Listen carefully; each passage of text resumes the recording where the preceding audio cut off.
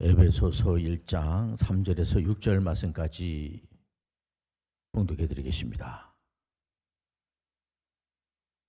찬송하리로다. 하나님 곧 우리 주 예수 그리스도의 아버지께서 그리스도 안에서 하늘에 속한 모든 신령한 복을 우리에게 주시되 곧 창세전에 그리스도 안에서 우리를 택하사 우리로 사랑 안에서 그 앞에 거룩하고 흠이 없게 하시려고 그 기쁘신 뜻대로 우리를 애정하사 예수 그리스도로 말미암아 자기의 아들들이 되게 하셨으니 이는 그가 사랑하시는 자 안에서 우리에게 거저 주시는 바 그의 은혜의 영광을 찬송하게 하려는 것이라. 아멘. 우리 분하고 한번 인사할 때 여호와 살롬 인사하겠습니다. 우리가 성경을 볼 때 이제 창세기에서부터 이렇게 보게 되죠. 어떤 분들은 요즘이 신약 시대인데 뭐 때문에 구약을 봅니까? 라고 하는 분이 있습니다만은 잘못된 생각입니다. 구약의 창세기를 모르면은 이 세상을 어떻게 창조를 하고 사람의 근원에 대해서 알 수도 없고 또 죄가 들어오지 않았습니까? 에덴 동산에서 아담과 하와가 인류의 조상 아담과 하와가 하나님의 말씀에 불순종함으로 사탄의 말을 듣는 겁니다. 선악을 알게 하는 나무 열매를 먹으면은 죽습니다. 그렇기 때문에 반드시 죽으니까 먹으면 안 된다. 이렇게 하나님께서 분명히 말씀하셨는데도 불구하고 사탄의 말에 사탄의 유혹에 넘어가서 사탄이 선악을 알게 하는 나무 열매를 먹으면 네가 눈이 밝아져서 너는 하나님같이 된다. 여기 말에 넘어가 가지고 죄가 들어오게 됩니다. 그러면 어떤 분들은 그거야 아담과 하와가 죄를 졌으니까 아담과 하와에게 그 문제를 해결하게 해야지 왜 그 문제를 우리한테 전가를 시킵니까? 그 원죄라고 그러잖아요. 그 원죄가 모든 사람들에게 전가가 됐다고 그러지 않습니까? 이게 성경적인 세계관인데 그거야 아담이 죄졌기 때문에 아담이 그 문제를 해결해야 되지 않느냐. 그러나 피조물인 사람은 절대로 자기 문제를 해결할 수가 없어요.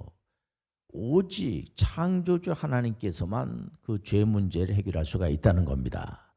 또 어떤 분들은 내가 그 본래 설득하고 협상하는 데는 아주 능한 그런 능력이기 때문에 우리 하나님에게 가가지고 잘 설명을 해서 어떻게 죄를 용서할 수 없나요? 지금까지 많은 구세주들이 나왔다고 하지만은 내가 좀 가서 잘 설명을 해가지고 죄 문제를 해야지 되겠다라고 하는 그런 생각을 가지고 있는 사람이 있다고 하면 그런 완전히 이단 사입이에요. 오직 죄 문제는 창조주 하나님만이 해결한다는 사실을 우리가 알고 있지 않습니까? 혹시 다른 세계관을 가지고 와가지고 뭐 죄 문제를 자기가 해결할 수 있다는 둥 뭐 이런 게 전부 다 잘못된 거예요. 예수님께서는 하나님께서 예수 그리스도 한 분밖에 없는 독생성자 예수 그리스도를 이 땅에 보내주심으로 말미암아 예수 그리스도가 십자가에서 피를 흘리셔야 돼. 피를 흘리셔서 그 인류의 죄 문제를 해결해 주시고 그분께서 사망 권세를 물리치고 부활 승천하시고 어떤 분들은 그 부활이라는 얘기를 하지 마세요. 예수님께서 이 땅에 오셔가지고 좋은 일을 많이 하셨다는 것은 우리가 이해가 되고 그는 많은 사람들에게 알리면 좋지만은 어떻게 사람이 부활할 수 있는가? 예수 그리스도는 하나님이라는 사실을 여러분들 아시고 있지 않습니까? 예수 그리스도는 사망 권세를 물리치고 살아나셨어요. 부활하시고 그리고 승천하셔서 하나님 우편에 앉아 계시고 이분은 부활체가 되셔서 우리 지금 이런 육신이 아니고 이런 몸이 아니고 부활체가 되셔가지고 가장 우리가 생각하는 그런 몸이 아니란 말이에요. 부활체. 그렇기 때문에 예수님께서는 그 당시에 제자들이 예수님을 이제 보지 않습니까? 예수님은 이런 벽도 막 통과하고 그런 거예요. 보면은 그러니까는 그 예수 그리스도가 이제 언젠가는 재림주로 오신다는 것까지 우리가 믿어야지 돼요. 목사님 그 재림 뭐 이런 얘기 그 우리가 잘 못 알아듣는 얘기 그런 얘기 하지 마세요. 그런 분들이 있는데 그는 우리 인간의 이성으로는 이해할 수가 없죠. 예수님께서 부활 승천하시고 나서 10일 뒤에 성령을 보내주시겠다. 성령님이 오신 거예요. 성령님이 오시면 성령 시대가 되면서 이제 교회 시대가 열어지지 않습니까? 많은 분들이 이제 예수 그리스도가 믿어지는 거는 성령께서 가르쳐 주셔야지만 우리가 알 수가 있는 거예요. 그래서 우리 가운데 성령님을 그것으로 믿으면 안 돼요. 성령님은 바로 하나님의 전지전능하신 하나님이라는 겁니다. 그렇기 때문에 그 하나님이 거하시는 곳을 성전이라고 하잖아요. 그 하나님께서 각 사람 한 사람에게 임재하는 거예요. 그래서 우리 한 사람이 성전이라는 걸 아시길 바랍니다. 물론 우리가 이제 조직화되어 있는 이 교회에 이게 뭐 이렇게 직분을 세운다든지 뭐 목회자를 세운다든지 이게 전부 다 성령님께서 하시는 거예요. 2000년 전에 예수님께서 십자가상에서 피로 돌아가시면서 구세주가 메시아 우리의 구세주가 되셨는데 그 구세주가 된 예수 그리스도의 그 구세주 예수 그리스도가 우리하고 무슨 관계가 있는가? 예수 그리스도와 우리를 연합시켜 주시는 분이 바로 성령님이란 말이에요.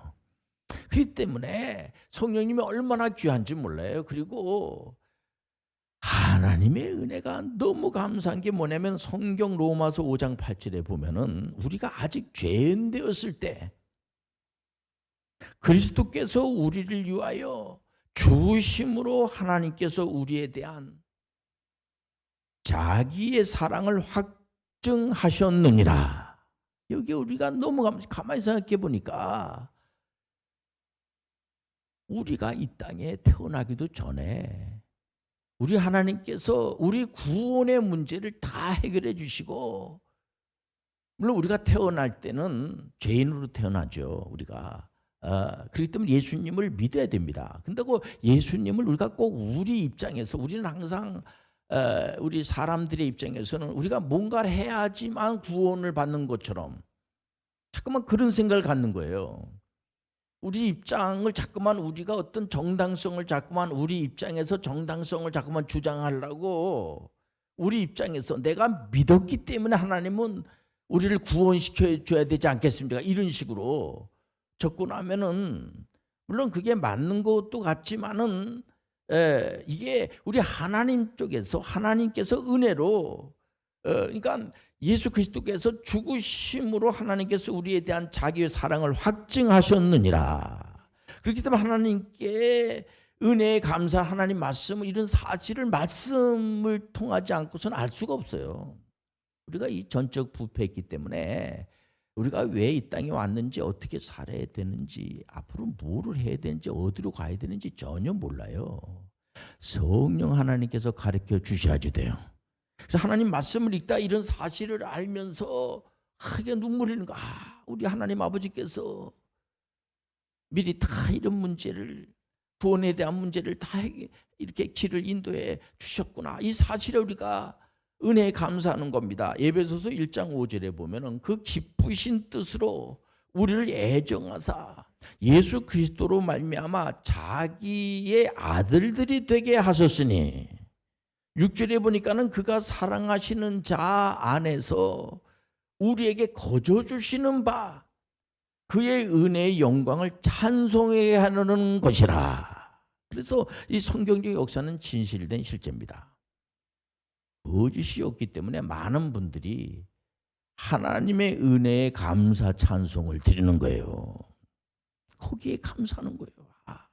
내 의로 내가 무슨 공로로 인하여서 구원을 받았다가 하면은 어떻게 보면은 떳떳해지려고 하는 것이 있지만은 그를 은혜라고 할 수가 없죠. 자기가 해가지고 자기가 모든 걸 노력을 해가지고 근데 이 구원의 문제는 절대로 이 피조물인 사람이 그렇게 한번 노력을 하고 애써서 되는 게 아니고 창조주 하나님께서 모든 거를 다 이렇게 준비하시고 다 이렇게 해놨다는 겁니다. 그렇기 때문에 그 사실을 알고 난 다음에 너무 고맙고 감사해서 그 은혜에 감사 찬송을, 물론 우리 사람은 하나님께서 찬송하고 예배드리게 하기 위해서 찬양 드리고 예배 드리는 것을 즐겁게 생각하시길 바랍니다. 그렇기 때문에 예수 그리스도께서 사망 권세를 이기시고 부활 승천하시고 우리 믿음의 사람들을 고아와 같이 내버려 두지 않으시고 이제는 성령께서 직접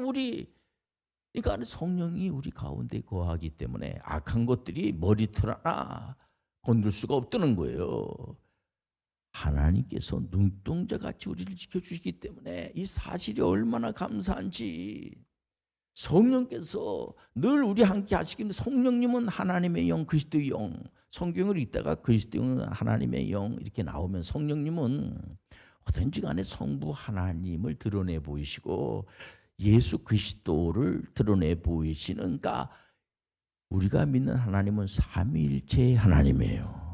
그러니까 성경을 창세부터 계시록을 읽다 보면 이 안에 곳곳에 성령의 역사하시는 그런 내용이 나와요. 예수 그리스도가 믿는 자들의 구세주라는 사실이 이 믿어지게 되는 것이 뭐냐면은 2000년 전에 우리가 예수님이 십자가 사건 우리가 보지도 않았잖아요.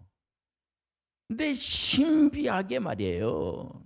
그게 믿어지는 거예요. 이 믿어지는 것은 성령 하나님께서 믿을 수 있도록. 그렇기 때문에 이제 믿음의 사람들은 로마서 8장 1절에 보니까요. 그러므로 이제 그리스도 예수 안에 있는 자에게는 결코 정죄함이 없나니. 2절에 보니까는 이는 그리스도 예수 안에 있는 생명의 성령의 법이 죄와 사망의 법에서 너를 해방하였음이라. 그렇기 때문에 예수 그리스도 안에 있으면 얼마나 감사한지 몰라요. 얼마나 감사한지. 물론 어떤 분들은 이런 하나님께서 엄청난 은혜를 주셨으니까, 피값으로 주님께서 우리를 사셨으니까 우리는 이제 목숨을 바쳐서 주님의 영광을 위해서만 살다 가야지, 이런 분들이 얼마든지 있어요. 여기서 우리가 깊이 생각해 줘야 돼요. 내 힘으로 하나님의 영광을 위해서 내가 뭔가 일을 해야지 되겠다라는 것이 나쁘다는 것이 아니라, 그렇게 접근하게 되면은 100점 100패예요. 내 힘으로 하나님께 영광 드릴 수가 없어. 우리가 성령의 은혜로 하나님 주신 힘을 가지고 하는 거예요. 우리가 보통 이제 칭이라고 하는 예수 그리스도가 피 흘려 돌아가심으로 말미암아 우리가 구원받는 것이 예수 그리스도의 의로 말미암아, 예수 그리스도가 우리를 의롭다라고 인정해 주는 게 칭의잖아요. 그 칭의를 받고 난 다음에 우리가 성화와 영화의 단계를 가는 것도 내 힘으로 되는 게 아니에요. 우리가 예배도 드리고 또 우리가 그 사람의 육신을 가지고 있기 때문에 순간순간 넘어지고 순간순간 어디 뭐 잘못된 그런 어떤 이단 사회비적인 세계에 가진 사람들은 예수를 믿으면은 즉각 죄가 싹 없어져 가지고 이제 뭐 아무렇게 막 살아도 죄가 없으니까 그러면 안 돼요. 우리는 주님 앞에 갈 때까지 늘 부족하고 연약하기 때문에 예수 그리스도 성령님이 필요하다는 걸 아시길 바랍니다. 늘 조심하면서 기도하면서, 그러니까 기도하는 거죠. 하나님 아버지 도와주시옵소서. 그러니까 하나님이 주시는 지혜와 하나님의 말씀을 가지고 하나님이 주시는 하나님과 연합하게 하는 것을 갖다가 성령께서 하셨잖아요. 가끔 이거 홈스쿨하고 하는 친구들 중에서 갑자기 아주 그 실력이 올라가는 친구들이 있습니다. 자기가 노력하는 거죠. 노력하지만은 하나님 주신 지혜라고 하는 사실 아시길 바랍니다. 특히 예수 그리스도께서 직접 말씀하신 기적의 위엄이 뭐예요? 기적의 위임. 요한복음 14장 12절에 보니까요. 내가 진실로 진실로 너에게 이르노니 나를 믿는 자는 내가 하는 일을 그도 할 것이요. 또한 그보다 큰 일도 하리니 이는 내가 아버지께로 감이라. 그러니까 아버지께서 감으로 말미암아 다른 보혜사 성령님을 보내주신 거예요. 그러니까 우리가 절대로 낙심할 필요가 없어요. 여러분들 알아야 될 게 뭐냐면 예수 그리스도를 믿는다는 거, 그 믿는다는 것 자체가 내가 믿는 게 아니고 성령께서 믿게 하는 거예요. 하나님 말씀을 듣다가 성령의 임재함이 일어나고, 그래서 각각 죄를 회개하고 성령을 받아라. 이 성령이 우리 가운데 임재하시게 되면은요, 얼마나 감사한지 몰라요. 마귀가 그리고 우리가 어떻게 살아야 될 거를 알게 돼요. 뭔가 선한 영향력을 미치게 되고, 뭔가 우리가 이 땅에 와가지고 아무 일도 하지 않고 빈둥빈둥거리다가 끝나는 게, 그게 우리 하나님께서는 이제 구원받았으니까 이게 좋다, 이제 끝났다, 그게 아니에요. 구원받고 난 뒤에 구원 이후의 삶이라는 게 있어요. 달란트 뷰가 있잖아. 한 달란트 받은 친구는 나는 뭐 은사가 별로 없는 것 같아, 재능이 없는 것 같아, 그리고 그냥 땅에다가 묻어두고 아무것도 하지 않고, 이런 자들을 향해서 우리 하나님께서 말해, 이 악하고 게으른 종아, 내가 아무 일도 안 하고 그냥 뭐 그게 뭐 죄졌습니까? 아니에요. 그 달란트를 땅에다 묻어두면 안 돼요. 여러분들 하나님께 영광 드린 일에 최선을 다하시길 바랍니다. 그렇기 때문에 성령님이 오셔가지고, 성령님은 바로 우주 만물을 다스리시고 이분은 하나님이시기 때문에, 어떤 사람들은 그래요. 하나님 안 믿는 사람들 중에서도 가끔 좋은 생각을 가지고 있고 인류에 굉장히 공헌을 많이 하는 사람들이 있는데, 그거는 뭡니까? 그래요. 물론 그런 사람들은 천국에 대한 얘기를 하긴 좀 그렇죠. 그러니까 그런 사람들은 천국은 갈 수 없어요. 그러나 이 땅에 있으면서 좋은 일을 많이 하는 사람들은 성령 하나님께서 그들에게 그런 영향력을 줬다는 걸 아시길 바랍니다. 그런 좋은 생각을 가지고 인류에 좋은 영향력을 미치는 것은 그 사람이 하나님 믿는 사람이든 안 믿는 사람이든 성령께서 하심을 하시길 바랍니다. 그러니 믿음의 사람들은 당연히 성령을 받은 자답게 지구촌에 있는 78억의 이 생명을 우리 하나님께서 다스리고 지배하고 보존하시고 모든 걸 다 이분이 하시는 겁니다. 그렇기 때문에 얼마든지 우리는 정치, 경제, 문화 모든 분야에 열과 성을 다하시길 바랍니다. 실력을 길러야지 돼. 그래서 얼마든지 많은 분들이, 얼마든지 선한 영향력을 미치는 분들이 얼마든지 많이 나오길 원해요. 2004년도에 그 노잔 포럼이라고 그 복음주의 선교 단체가 있는데, 거기에서는 아예 21세기 선교 전략을 비즈니스 에지 미션으로 접근, 그 레포트를 하나 써냈어요. 그 얘기는 뭐냐면은 우리가 가지고 있는 그 직업, 그래서 마틴 루터나 칼뱅 그 종교개혁자 아닙니까? 이 귀한 분들이 이 직업을 하나님이 주신 것으로, 직업이 한 15,000가지가 되지 않습니까? 그래서 우리 믿음의 사람들은, 목사님 세상에 들어가가지고 그냥 뭐 어떻게 하면 되겠습니까? 세상에 들어가서 성경에서 말하는 정치, 성경에서 말하는 경제, 성경에서 말하는 국방, 성경에서 말하는 교육, 이런 걸 배워가지고 삶 속에 좋은 영향력을 미치시길 바랍니다. 그때도 성령께서 함께 해주시는 거예요.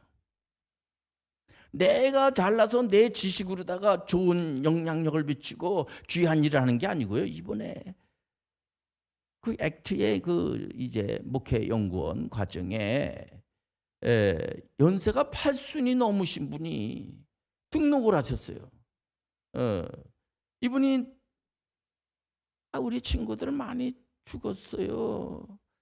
근데 나도 이제 나이도 먹고 그렇지만은 나머지 여생을 뭔가 의미 있는 삶을 살다가 하나님 앞에 가야지 되는데, 그래서 제가 물어봤더니 자기는 북한 선교가 북한 선교하다가 주님 앞에 가겠다 얘기해요.